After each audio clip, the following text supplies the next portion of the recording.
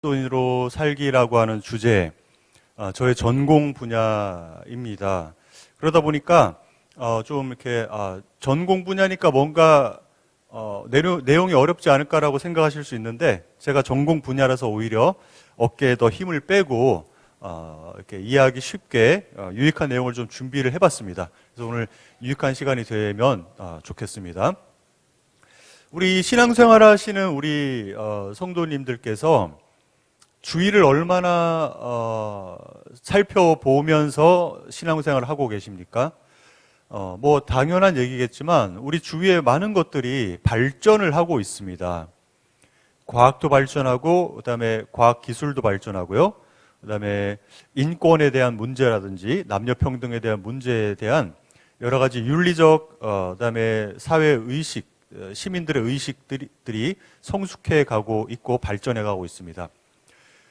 오늘 함께 다뤄볼 내용은 과학 중에서도 뇌과학의 발전에 대한 내용입니다. 자, 저를 포함한 앉아 계신 우리 모든 분들의 두개골 안에 뇌가 들어 있습니다.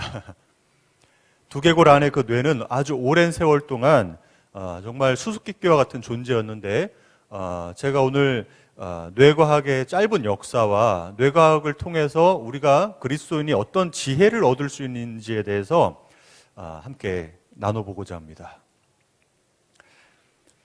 서점에 가서 시간을 조금 보내본 우리 성도님들은 아마 이 책들을 아마 보신 적이 있을지도 모르겠습니다.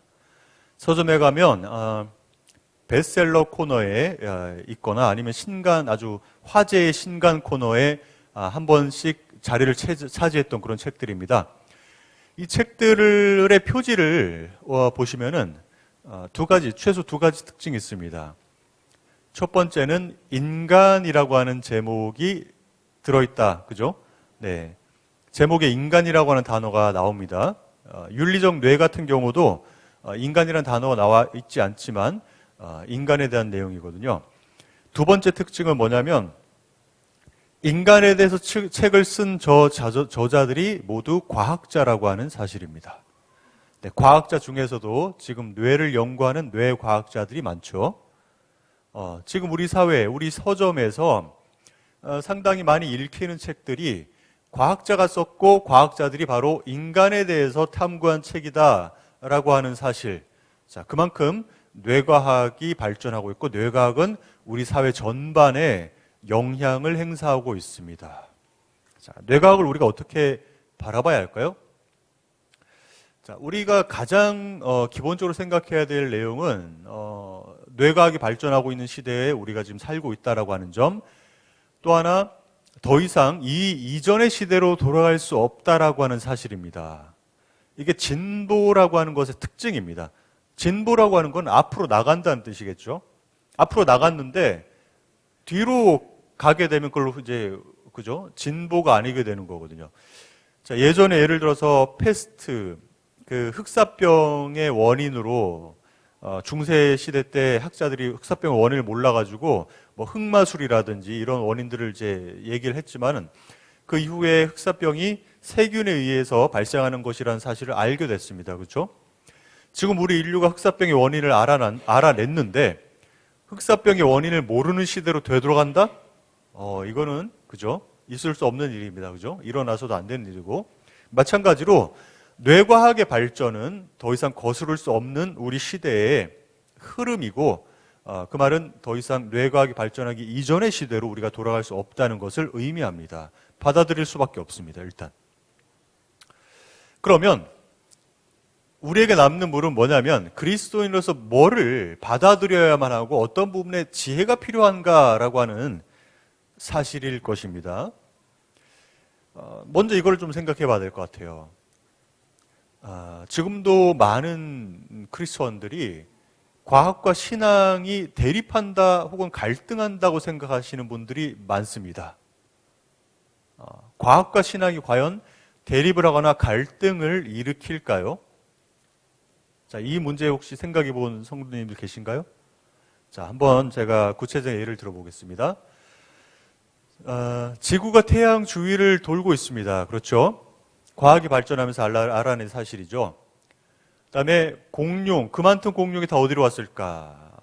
지금 주류 과학자들은 운석 충돌 때문으로 보고 있습니다. 거기에 대한 많은 증거들이 있습니다. 흑사병의 원인은 세균, 예르시니아 페스티스라고 하는 세균 때문이다라고 하는 사실을 과학자들이 알아냈습니다. 자, 보시면 과학이 알아낸 이런 사실들이 저 사실들 자체가 하나님이 계신다? 하나님이 계시지 않는다는 사실을 말해주고 있습니까? 전혀 말해주고 있지 않습니다. 하나님이 어떤 분이신지 말해주고 있습니까?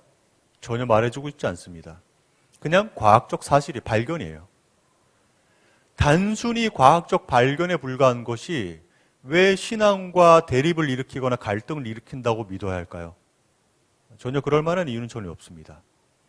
그냥 이 세계가 저렇게 만들어졌다. 이 세계가 그냥 저렇다라고 하는 사실을 우리가 알게 되는 것일 뿐인데 많은 크리스천들이 그럼에도 불구하고 과학과 마치 신앙이 대립되는 것처럼 생각을 하고 있습니다. 이와 마찬가지로 우리 두개골 안에 있는 두뇌 안에는 약 860억 개의 신경세포가 있다는 사실을 뇌과학자들이 알아냈습니다. 호르몬 도파민이 분비되면 기분이 굉장히 좋아진다는 사실도 알아냈습니다. 저 과학적 사실들이 하나님이 존재하느냐, 존재하지 않느냐, 하나님이 어떤 분이시냐, 신앙인이라면 어떤 삶을 살아야 하는지를 알려주고 있습니까? 전혀 알려주고 있지 않습니다. 그냥 사실이 그렇다는 겁니다. 그죠? 사실이 그렇다는 것인데 저것이 마치 우리의 신앙과 갈등을 일으킨다라고 생각할 만한 그런 이유는 전혀 없다라고 하는 사실, 이것이 가장 기본적인 사실입니다. 자, 과학이라고 하는 건 하나님이 창조하신 세상을 더 구체적으로 이해할 수 있도록 도와줍니다. 저것을 거부하거나 아니면은 받아들이지 못할 이유가 전혀 없습니다. 다만 중요한 것은 과학 지식을 우리가 크리스천으로서 어떻게 활용할 것인가에 대한 문제입니다. 이게 중요한 문제예요. 지혜의 문제입니다. 그러니까 과학적 사실을 어떻게 지혜롭게 받아들이고 해석하고 활용할 것인가에 대한 문제가 바로 크리스천들이 물어야 할 물음입니다. 그죠? 자, 뇌과학. 모든 과학의 그 분야 중에서 가장 발전이 느리게 일어났습니다. 자, 예를 들면 우리가 중고등학교 때 배웠던 기하학, 그 기하학이 어디서 유래했느냐? 바로 2000년 전에 고대 그리스에서 살았던 유클리드 같은 기하학자들이 정리해 놓은 그 정리 내용물을 지금도 우리가 중고등학교 때 배우는 거거든요. 기하학의 역사 상당히 오래됐죠. 그 다음에 우리가 고등학교 때 배우는, 중고등학교 때 배우는 뉴턴의 운동법칙, 17세기에 등장했습니다. 이미 몇백 년 전에 등장했던 운동법칙을 우리 지금 중고등학교에서 배우는 거거든요. 자, 그런데 역사적으로 보면 정말로 많은 과학의 천재들, 수학의 천재들, 철학의 천재들이 등장했지만 뇌과학, 정작 우리 두개골 안에 있는 두뇌를 연구하는 뇌과학은 발전이 더뎠습니다. 20세기가 들어서야 발전하기 시작했거든요. 자, 그 이유가 뭘까요? 재밌죠? 자, 고대 그리스 의학자 히포크라테스 유명하죠? 인간의 감정과 생각 등이 뇌에서부터 나온다는 사실을 알았습니다. 그러나 확실한 근거를 제시하지 못했습니다. 엄청난 철학자 아리스토텔레스조차도 심장이 마음이 위치하는 곳이다라고 생각했어요. 우리의 마음이 심장에 위치한다. 그럼 두뇌는 뭐냐? 심장의 열기를 쉽게 만들어주는 그런 역할을 한다라고 주장을 했습니다. 자, 이렇게 유명한 그 철학자, 당대 최고의 천재라고 하는 그런 철학자들조차도 뇌에 대한 이해가 부족했음을 알게 해주는 그런 대목이죠. 자, 그뿐만이 아닙니다. 데카르트라고 하는 정말로 뛰어났던 수학자이자 철학자조차도 착각을 했습니다. 15세기에 뇌 안에 송과선이라고 하는 아주 작은 그 부분이 있는데 그 송과선이 영혼과 신체가 만나는 곳이라고 생각을 했습니다. 자, 그러나 뇌과학이 발전하면서 송과선의 역할이 밝혀지죠. 송과선은 생체 리듬과 수면 주기를 조절하는 데 필요한 호르몬 멜라토닌을 분비한다. 멜라토닌이 분비해지면 과식, 과수면, 식욕저하, 우울한 기분 등이 초래된다라고 하는 사실을 뇌과학이 밝혀냈습니다. 머리가 나빠서 그런 것도 아닐 텐데 정말 당대 최고의 천재들조차도 뇌를 이해하는 데에 많은 방해를 받았고 시간이 많이 걸렸습니다. 자, 우리가 뇌과학이라고 부르는 과학은 원래 신경과학이라고 부르는데요. 신경과학이라고 하는 과학은 동물의 신경계를 연구하는 그런 과학입니다. 동물의 신경계의 중심 기관이 바로 뇌죠. 외부에서 들어오는 모든 감각적 정보를 종합하는 곳이 바로 뇌이기 때문에 그렇습니다. 그래서 신경과학을 결국 뇌과학이다라고 하기도 합니다. 자, 뇌과학은 세계 1차, 2차 세계대전을 전환점 삼아서 발전하게 됩니다. 왜 그럴까요? 세계 1차, 2차 세계대전은 어떤 역사냐면 무기 발달의 한 획을 그은 그런 역사입니다. 아마 아시는 선생님들 아시겠지만 세계 1차, 2차 세계대전 이전만 하더라도 전쟁 때 주로 칼과 화살이 사용됐죠.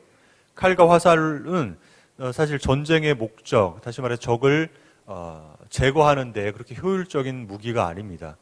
자, 그러나 1차 세계대전을 기점으로 해서 인간의 이성적 능력이 같은 사람을 효과적으로 죽이는 무기를 개발하는 데 쓰여지고요. 비극적인 일이죠. 그러다 보니까 소총이라고 하는 것을 개발해내게 됩니다. 그 이전에도 소총이 있었지만 1차 세계대전 때 발명한 소총은 그 파괴력이, 관통력이 훨씬 증가한 소총이었습니다. 그래서 장거리에 있는 적도 관통시킬 수 있는, 부상을 입힐 수 있는 소총이 1차 세계대전부터 사용되기 시작합니다. 정말 웃지 못할 일입니다. 자, 소총의 관통력이 강해지다 보니까 어떤 일이 일어나느냐? 머리에 총상을 입었어요. 머리에 총상을 입었는데 총알이 그냥 뚫고 지나가고 사람은 살아 있습니다. 우리 대뇌라고 하죠. 좀 이따 구조를 제가 보여드릴 텐데 대뇌는 통증을 느끼지도 못하고 생명에 직접적인 연관이 있는 그런 기관이 없기 때문에 총알이 뚫고 지나가도 사람은 살아납니다. 그러니까 관통력이 너무 뛰어나다 보니까 사람이 산 거예요. 총알을 맞았는데 그런데 어떻게 되죠? 살아난 사람에게 정신적인 이상 징후가 발견되기 시작합니다. 1차 세계대전부터 그래요. 자, 총상을 맞아서 살아났습니다. 시력도 정상, 그러니까 안구가 정상이에요. 우리 그러니까 망막이나 이런 모든 것들이 정상임에도 불구하고 사람 얼굴을 알아보지 못한다거나 아니면은 자신의 과거에 대한 기억을 잃어버린다거나 그런 능력들 아니면은 도덕적인 능력, 도덕적으로 행위하는 그런 능력들이 사람에게 사라져버린다거나 살아났는데 정신에 문제가 생기는 겁니다.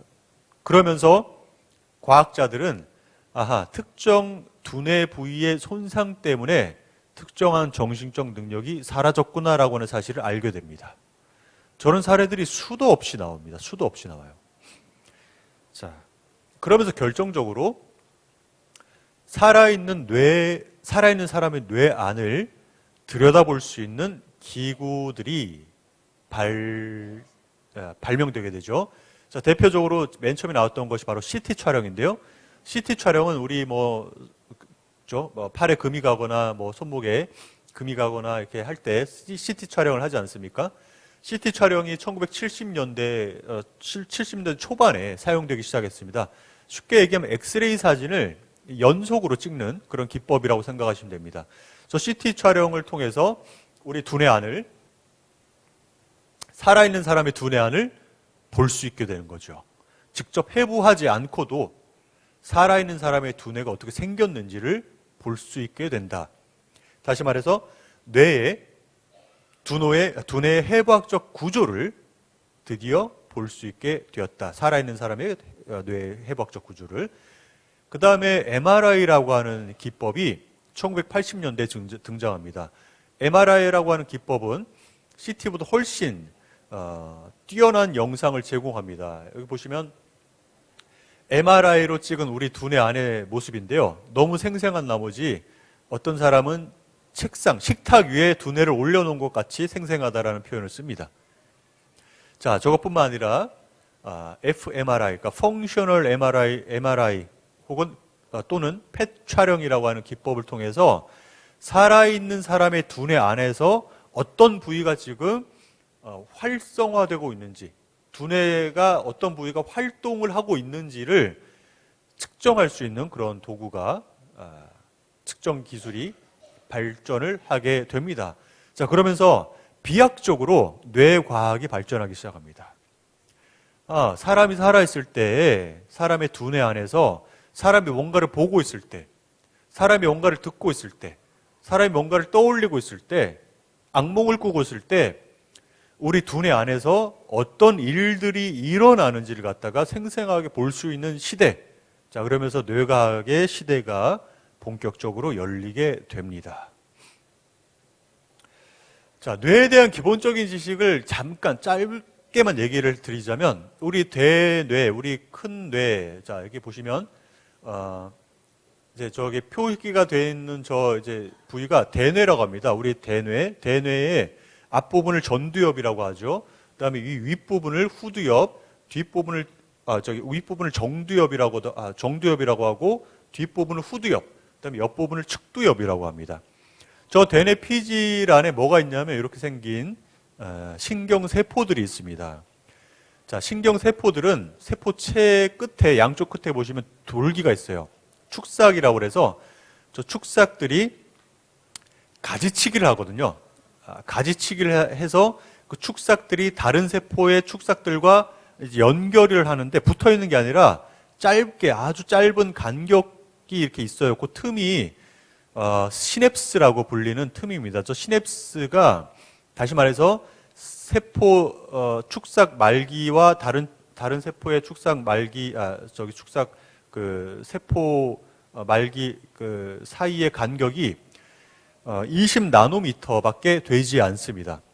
그 사이에서 신경세포들이 화학 호르몬 같은 것들을 쏴서 세포와 세포 사이에 연결을 합니다.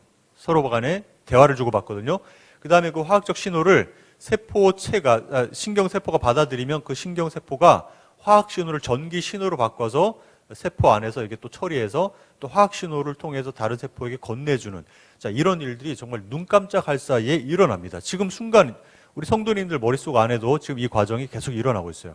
전기 신호를 화학 신호로 바꿔서 화학 신호를 다시 전기 신호로 바꿔서 생각이 일어나게 하고 느낌, 감정이 일어나게 만드는 일들이 두뇌 안에서 끊임없이 일어나고 있습니다. 좀 징그럽나요? 우리 두뇌 지금 다 하나씩 갖고 있어요. 눈에 보이지 않아서 그런 겁니다. 그래서 이렇게 두뇌가 이렇게 생겼습니다. 이렇게 생겼고, 보시면은 옆에 단면인데요. 보시면 해마 또 있고, 그 다음에 손에도 있고요. 그 다음에 전두엽 부위가 앞쪽에 쪽에 있고, 그렇죠. 측두엽도 있고, 그렇습니다. 이렇게 생겼습니다. 자, 또 중요한 기본적인 지식이 뭐가 있냐면, 아까 대뇌 피질 안에 뉴런들, 신경세포가 있다고 그랬는데, 얼마 정도 있느냐? 약 865억 개가 있는 걸로 지금 계산이 되고 있습니다. 865억 개, 엄청난 수입니다. 더 놀라운 것은 저 세포 865억 개의 세포들이 전부 따로 노는 게 아니라 그게 서로 연결된 그 연결고리 시냅스의 수가 10조 개 정도 됩니다. 10조 개가 됩니다. 자, 어떤 과학자들은 우리 두뇌를 작은 우주라고 부르는데요. 저런 놀라운 사실을 알게 되면 우리 두뇌가 작은 우주와 같다라고 하는 사실을 알게 됩니다. 그만큼 복잡하고 경이로운 일들이 우리 두뇌 안에서 벌어지고 있습니다. 또 대뇌피질의 전체 용적을 보시면 전두엽, 좀 이따 제가 전두엽의 기능을 알려드릴 텐데 우리 앞니마 부위가 전두엽입니다. 41%로 가장 많은 부분을 차지하고 있습니다. 근데 그 이유가 있습니다. 그다음에 측두엽, 정두엽, 후두엽 순으로 분포가 되어 있죠. 자, 1629년 30 초반의 한 남자가 프랑스에서 살고 있었습니다. 이 프랑스에 살고 있었던 30 초반의 남자가 Sed quid igitur sum 라틴어로 이렇게 묻습니다. 그러면 도대체 나는 무엇인가? 라고 하는 물음입니다. 그러면 도대체 나는 무엇인가? 나는 도대체 어떤 존재인가? 라고 하는 물음을 물었던 철학자, 바로 데카르트죠. 16세기, 17세기 활동했던 철학자입니다. 자, 데카르트라고 하는 철학자가 우리는 신체와 영혼의 결합체이다라고 주장을 했는데요. 자, 지금 제가 설명드릴 내용은 뭐냐면 저 주장 자체가 틀렸다는 것이 아니라 저 주장을 근거 짓고 있는 데카르트의 근거가 과연 설득력이 있는가를 한번 알아볼 텐데요. 자, 데카르트가 영혼에 대한 문제를 물었던 이유는 당시의 시대적인 상황이 배경으로 있습니다. 교황 레오 10세라고 하는 교황이 칙서를 발표하는데요. 저 칙서의 내용이 뭐냐면 지금 프랑스 파리의 대학교 교수들을 중심으로 해서 영혼 멸절설을 주장하는 사람들이 늘고 있다. 다시 말해서 인간이 죽으면 그걸로 영혼도 사라진다라고 하는 영혼 멸절설을 주장하는 학자들이 늘고 있다. 기독교 철학자들은 수단과 방법을 가리지 않고 영혼이 존재한다라고 하는 사실을 증명하라라고 하는 명령을 내립니다. 저 명령이 떨어지고 난 다음에 100년이라고 하는 세월이 지난 다음에 등장한 철학자가 바로 데카르트입니다. 데카르트라고 하는 철학자는 당시 최첨단의 과학, 그 중에서도 생리학은 인간을 기계적으로, 다시 말해서 인간의 그 장기가 어떻게 활동하는지를 갖다가 기계적으로 설명하려고 했던 당시 최첨단의 과학이었는데요. 그 과학을 받아들여서 인간론이라고 하는 책을 저술을 했습니다. 그러나 갈릴레오 사건 때문에 출간을 하지 못했죠. 인간에 대한 기계적인 설명의 최고 정점에 있었던 데카르트가 영혼의 존재를 증명하겠다고 시도를 합니다. 자, 데카르트가 몇 가지 논증을 제시를 했는데 그중에 오늘 저희가 한번 알아볼 논증은 바로 이겁니다. 영혼이 존재한다. 왜냐? 자, 데카르트는 이렇게 생각했습니다. 인간 이외의 기계는 언어를 사용할 수 없지만 인간은 언어를 사용한다. 그래서 영혼은 존재한다. 인간 이외의 기계는 합리적 추론을 할 수 없지만 인간은 합리적 추론을 할 수 있다. 그러므로 영혼이 있다. 인간 이외의 기계는 도덕적 행위를 할 수 없지만 인간은 도덕적 행위를 할 수 있다. 왜냐? 영혼이 있기 때문이다. 라고 논증을 폈습니다. 자, 그러나 이 근거들이 적어도 이 근거들은 지금 오늘날 과학뿐만 아니라 철학, 신학계에서조차도 더 이상 받아들이기 힘든 옛 시대의 유물이 되고 말았습니다. 자, 왜 그럴까요? 자, 영혼 때문에 말을 할 수 있는가라고 하는 물음부터 한번 알아보겠습니다. 19세기 중반 독일과 프랑스의 생리학자인 브로카와 베르니케에 의해서 두 영역이 발견됩니다. 바로 브로카 영역과 베르니케 영역입니다. 자, 저 두 영역의 손상을 입으면 말을 하는 능력에 문제가 생긴다라고 하는 사실이 발견됩니다. 실어증이라고 하죠. 자, 브로카 실어증, 베르니케 실어증, 저 영역과 연관이 되다. 물론 언어 활동이라고 하는 것은 저 영역만 관여하는 게 아닙니다. 상당히 복잡합니다. 그러나 저 두 영역이 인간이 문법에 맞춰서 말을 할 수 있게 하는 데에 아주 중요한 기여를 한다라고 하는 사실은 지금도 변함없는 사실입니다. 자, 데카르트가 뭐라고 얘기를 했느냐? 인간이 말을 할 수 있다. 왜냐? 영혼 때문이다. 그러나 적어도 베르니케와 브로카 영역이 발견된 이후부터 학자들은 그렇게 생각하지 않습니다.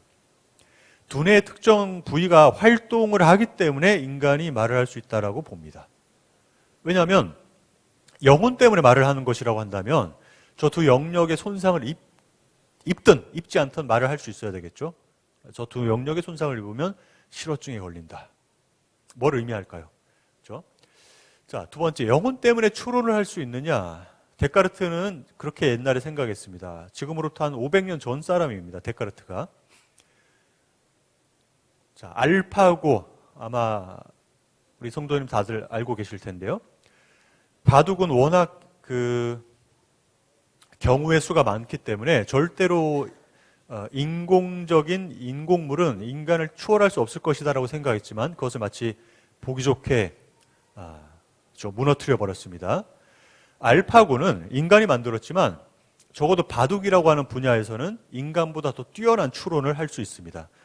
저거는 자기가 직접 학습한, 그러니까 딥러닝이라고 하는 그 기법을 통해서 인간들이 예측할 수 없는 수를 학습하고 혼자 둡니다. 그래서 알파고는 어떤 나름의 자율성을 갖고 있는 기계라고 인공물이라고 할 수 있습니다. 만약에 영혼 때문에 추론을 할 수 있다라고 하는 게 사실이라고 한다면 알파고에도 영혼이 있다고 해야 될까요? 그렇게 보긴 힘들겠죠. 그렇습니다. 자, 영혼 때문에 도덕적 행위를 할 수 있느냐?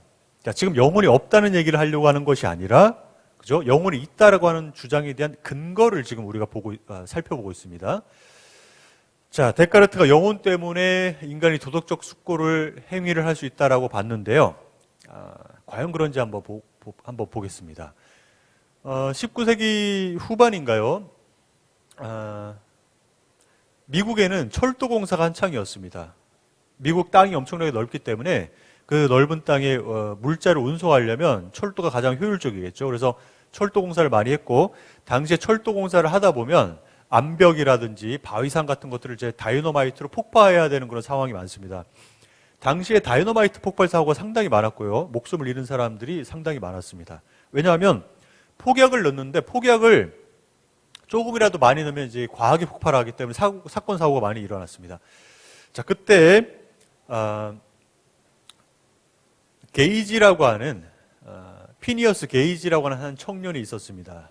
피니어스 게이지라고 하는 청년이 철도 공사를 담당하던 그 회사의 직원이었는데 평소에 굉장히 침착하고 리더십도 있고 사력 있고 자, 그런 여러 가지 특징 때문에 아주 평판이 높았던 사람이었습니다. 자, 그날 폭파 작업을 바로 이 피니어스 게이지가 맡게 됩니다. 자, 폭약을 설치하고 폭약을 터뜨렸는데 그만 끔찍한 사고가 일어나죠. 자, 지금 피니어스 게이지가 들고 있는 저 철근이 피니어스 게이지의 왼쪽 광대뼈 밑쪽을 관통하면서 앞니와 부위로 뚫고 관통하게 됩니다. 물론 피니어스 게이지는 쾅하는 소리와 함께 땅바닥에 넘어졌고 사람들은 죽었다고 생각했지만 눈을 멀끔멀끔 뜨고 있었어요. 살아 있었습니다. 병원에 옮겨서 저 철근을 빼내는 작업을 했습니다. 자, 저기 보시면 그 철근이 앞니마 부위로 비스듬하게 찔러서 앞니마 부위로 통과했다는 사실을 알 수 있죠. 피니어스 게이지가 살아났습니다. 대뇌를 다쳐도 사람이 살 수 있어요. 살아났는데 피니어스 게이지가 사람 얼굴도 알아보고 숫자 계산도 하고 자기 기억도 그대로 갖고 있는데 변해버렸습니다. 옛날에는 침착하고 사려심도 깊고 계획성이 있었던 사람이 있는데 사고 이후에 말이 거칠어지고 그다음에 계획대로 실천하기보다는 충동에 따라서 일을 그르쳐버리는, 그래서 주위 사람들로부터 외면을 당하고 직장에서 쫓겨나고, 아까 저 보시는 저 장면이 뭐냐면 직장이 없다 보니까 당시에 서커스에서 이렇게 좀 안타까운 일이지만 이렇게 기형을 갖고 태어난 사람들 갖다 이렇게 가끔씩 가다 전시하고 그걸 돈을 받는 그런 게 있었습니다. 지금 없어졌죠. 인권 문제 때문에 당연히 없어져야 됩니다. 자, 피니어스 게이지로 저렇게 서커스를 이렇게 따라다니고 이렇게 그런 삶을 살다가 결국에는 생을 마감하게 됩니다.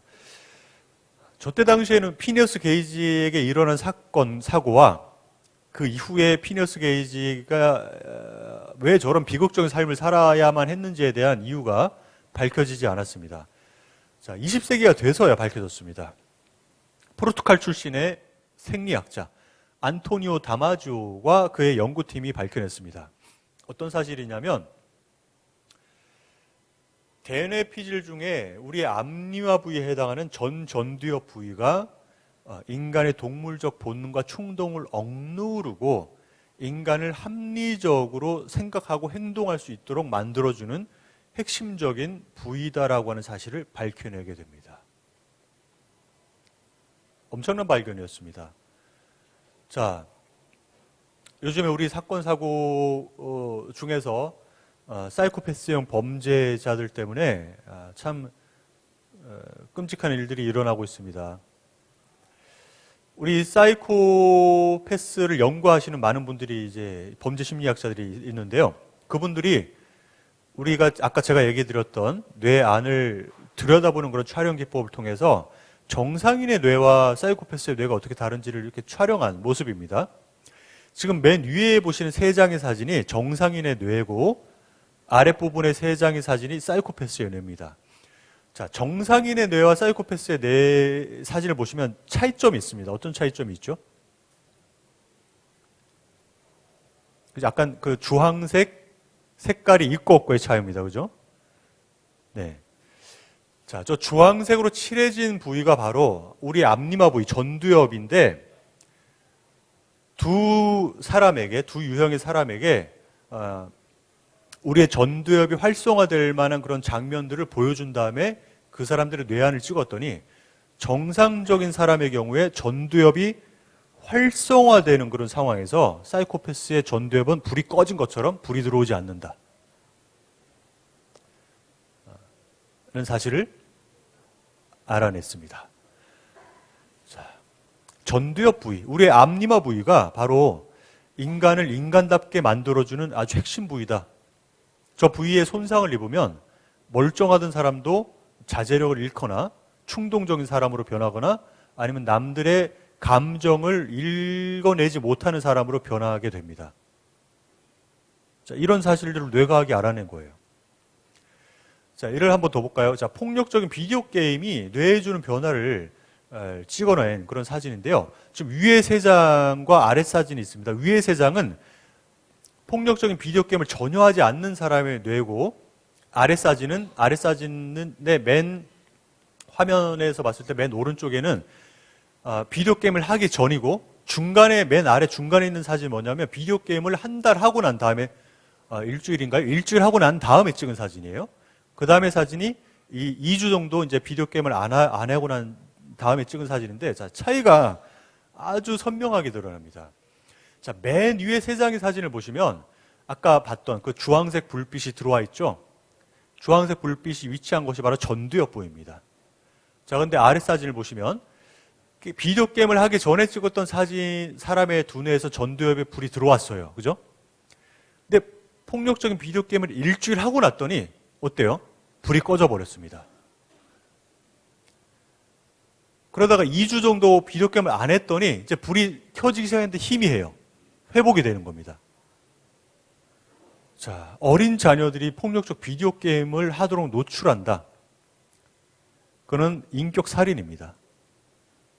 우리의 전두엽 부위가 제대로 성장하지 못하면 인간다운 삶을 살 수 없게 됩니다. 네, 폭력적인 성향, 반사회적인 성향, 사이코패스적인 성향, 그렇습니다. 일례로 우리 2007년에 보성의 한 어부가 4명의 젊은이들을 바다에 빠뜨려 살해한 사건이 발생을 했죠. 자, 평범하던 어부가 4사람을 살해한 것이 밝혀지면서 우리 사회가 굉장히 충격에 빠졌습니다. 자, 2010년에 사형 확정됐는데요. 자, 저때 어떤 범죄 심리학자들이 내놓은 가설에 의하면 이런 가설을 내놨습니다. 나이가 들면은 신체도 쪼그라들지만 우리의 대뇌도 쪼그라듭니다. 근데 대뇌가 쪼그라들 때 전두엽 부위가 쪼그라들게 되면 기존에 자기에게 갖고 있었던 반사회적인 성향과 맞물리면서 저렇게 사이코패스형 범죄자가 나올 수 있다. 모두가 그런 건 아닙니다. 자신 안에 어떤 내재한 성향 같은 것들이 맞물리면서 일어난 거예요. 자, 저건 뭘 의미해 주느냐? 우리의 그 전전두엽 부위의 중요함, 중요성, 그런 것들이 망가질 때 우리의 마음도 파괴되고 우리의 영혼도 파괴된다라고 하는 사실을 보여주는 그런 사례다라고 할 수 있겠죠. 자, 그러면 뇌과학은 우리의 전전두엽의 신경막을 자극시켜서 이렇게 발달할 수 있도록 해주는 방법이 뭐가 있다고 얘기를 해줄까요? 참고로 우리의 앞니마 부위는 20세까지, 대략 20세 정도까지 성장을 합니다. 우리의 뇌의 모든 부위 중에서 가장 늦게까지 성장을 해요. 그래서 우리 성도님들 그 중2병이라고 들어보셨죠? 위험한 나이 아닙니까? 중학생, 그죠? 근데 요즘에 연령이 좀 더 밑으로 내려가가지고, 초등학생들이 제가 예전에 중학생이었을 때 성숙도랑 좀 비슷한 것 같아요. 지금의 초등학생들이. 왜 그 초등학생들과 중학생이 그 위험한 나이라고 할까요? 그 이유도 전두엽과 관련이 있습니다. 중학생들이 충동적인 모습을 띠는 건 지극히 자연스러운 일입니다. 그걸 이해하셔야 돼요.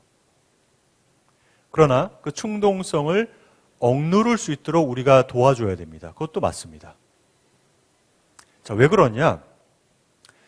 초등학생, 중학생 정도 되면 우리의 이제 신체적 욕구가 힘도 세지고 욕구도 어때요? 왕성해지지 않습니까?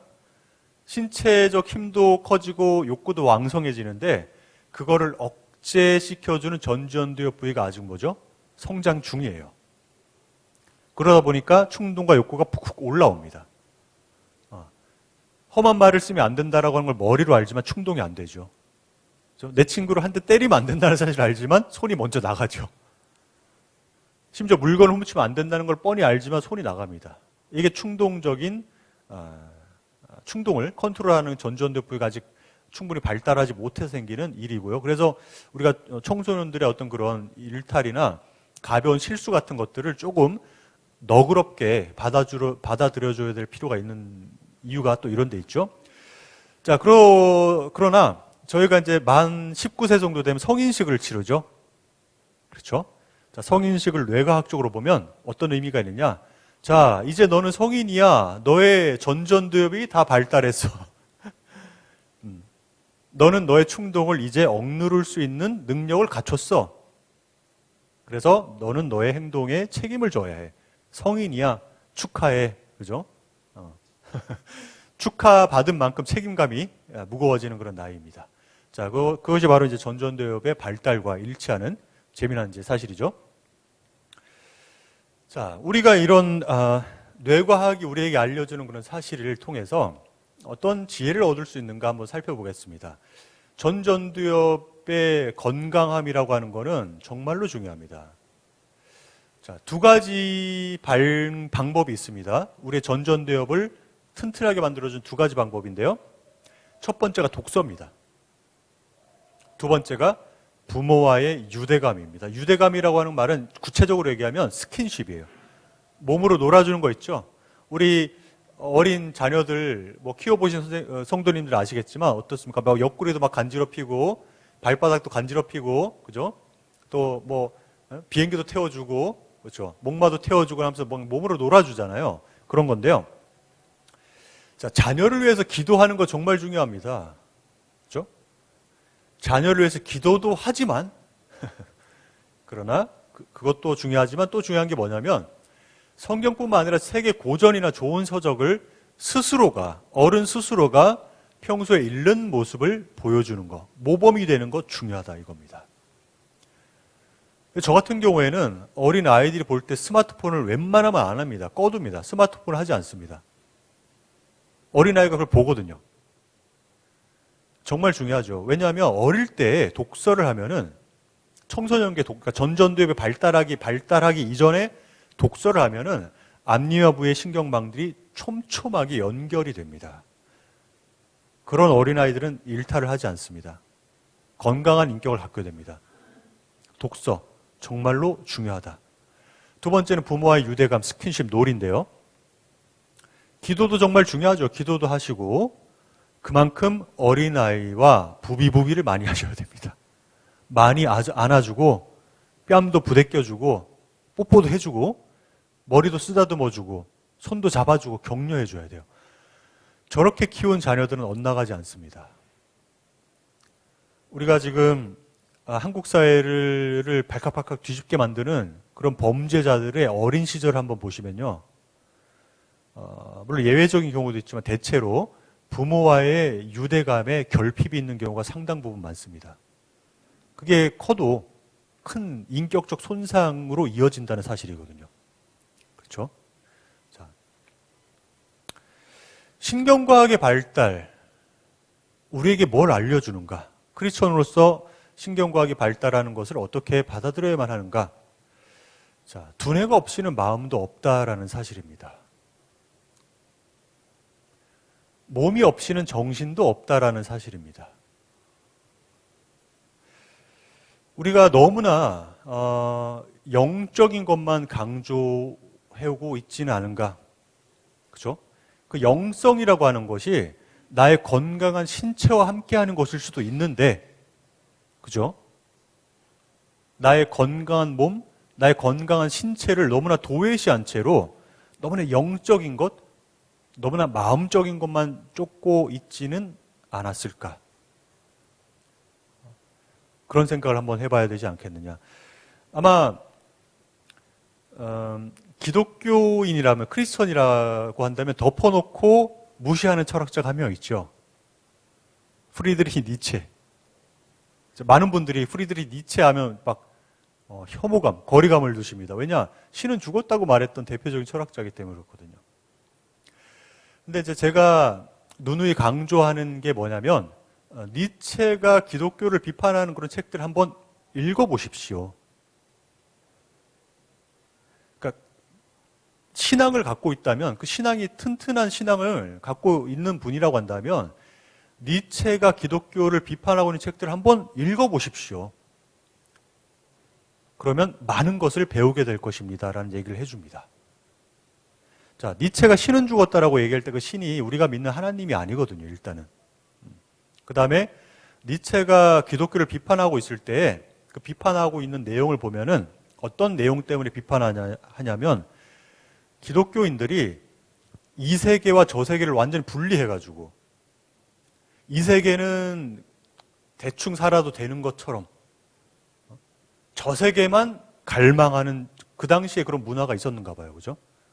그 다음에 우리의 신체는 저급하고 우리의 육신은 폄하해도 되는 거, 보잘것없는 거, 금방 썩어서 사라지는 거. 반면 우리의 영혼은 고귀하고 좋은 거, 가치 있는 거. 그래서 우리의 육신이 어떻게 되든 말든 우리의 영혼만 아름답게 가꾸면 된다라고 하는, 그러니까 이런 이분법적인 세계관, 이분법적인 인간관, 이분법적인 신앙관을 비판한 철학자가 니체입니다. 그걸 아셔야 돼요. 그리고 니체는 예수 그리스도를 상당히 높게 평가를 합니다. 그래서 니체가 비판하는 곳이 어딨냐? 이분법적인 신앙관이거든요. 근데 이제 저도 이제 크리스천으로서 신앙생활을 하다 보면 지금도 이렇게 이분법적인 신앙관을 갖고 생활하시는 분들이 계십니다. 근데 이분법적인 신앙관이 나쁜 건 아니지만 조금 생각해 봐야 될 건 뭐냐면 세계를 둘로 나누기보다는, 그죠? 자, 예를 들어서 건강한 신앙인으로 살아간다라고 하는 게 뭐냐? 우리의 영성만 추구하는 것이 아니라 나의 건강한 몸까지 함께 추구하는 것. 이런 어떤 통합적인, 그죠? 그다음에 전 인격적인 어떤 존재로서 나를 생각할 때 영성에 대한 우리의 생각 자체도 변화되지 않겠느냐. 그런 생각을 해봅니다. 그래서 니체의 그런 비판이 오늘날 현대 철학이나 과학이나 혹은 현대 신학을 비춰봤을 때 일리 있는 말이 아니지 않다라고 하는 생각을 해보게 됩니다. 그래서 열린 마음으로 니체를 보면은 오히려 배울 것이 있습니다. 그래서 그죠? 우리 크리스천들이 마음을 열고 배울 것은 배워야 된다. 그런 생각을 조금 해보게 됩니다. 자, 우리 사도신경을 아마 많은 분들이 많이 외우고 하실 텐데, 자, 제가 이제 가끔씩 가다 이런 강연을 하거든요. 이제 학술적으로 이렇게 보면은 우리의 어떤 영혼에 대한 어떤 현대 형이상학적인 어떤 과학적인 연구 성과를 이렇게 가지고 학술적인 내용을 많이 다루는데, 그럼 내 안에 영혼이 없다는 말이냐? 이렇게 또 생각하시는 분들이 계십니다. 근데 제가 주장하는 건 뭐냐면 우리의 영혼에 대한 믿음이 조금 더 달라질 필요가 있다. 영혼이 있다라고 믿을 때 그 근거를 데카르트와 같은 그런 근거가 아니라 보다 더 설득력 있는 근거로 영혼이 있다라고 제시할 필요가 있다. 이제 이건데요. 자, 제가 오늘 강연을 통해서 얘기 드리고 싶은 얘기는 이겁니다. 물질에 대한 우리의 생각입니다. 물질이 그냥 덮어놓고 나쁜 것인가? 하나님이 지으신 이 세계가 물질적인 측면이 많죠. 그러나 물질 자체를 우리가 부정한 것으로 보게 된다면 결국에 하나님이 창조하신 이 세계 자체를 부정하는 것이 아니겠느냐라는 생각을 해봅니다. 자, 우리 사도신경에 보시면은 이렇게 나옵니다. 성령을 믿사오며 거룩한 공회와 성도가 서로 교통하는 것과 죄를 사하여 주시는 것과 몸이 다시 사는 것과 영원히 사는 것을 믿사옵나이다 라고 되어 있습니다. 뭐가 다시 사는 것이라고 나와 있죠? 몸이 다시 사는 것을 믿는다라고 나와 있습니다. 우리 모든 크리스천들의 고백이죠. 자, 저기서 몸이라고 하는 것은 우리 신체만을 얘기하는 것이 아니라 우리의 인격, 전인격적인, 그러니까 우리 신체를 포함한 우리 인격 전체를 얘기하는 것이거든요. 자, 저것은 뭐라 의미하느냐? 신앙생활을 한다라고 하는 것은 영혼만 쫓는 삶, 영적인 것만 쫓는 삶, 저 세계만 쫓는 삶을 의미하는 것이 아니라 내 몸과 나 영적인 것 모든 것을 다 두루 보살펴야만 건강한 신앙생활을 할 수 있고 또 건강한 크리스천으로 살아갈 수 있다라고 하는 것을 의미하겠죠. 그래서 오늘 제가 신경과학의 발전과 또 우리 크리스천들이 그것을 통해서 어떤 메시지를 얻을 수 있는가에 대해서 설명을 조금 드렸습니다. 그래서 오늘 강연의 메시지를 한마디로 얘기하면 영혼만 중요한 것이 아니라 우리의 몸도 중요합니다. 그래서 하나님과 하는 삶도 중요하지만 또 하나님과 함께하는 이 세계 또 여전히 우리에게 중요하고 가치가 있다라는 그런 메시지를 드리면서 오늘 강연을 여기서 마치도록 하겠습니다. 네, 감사합니다. 네.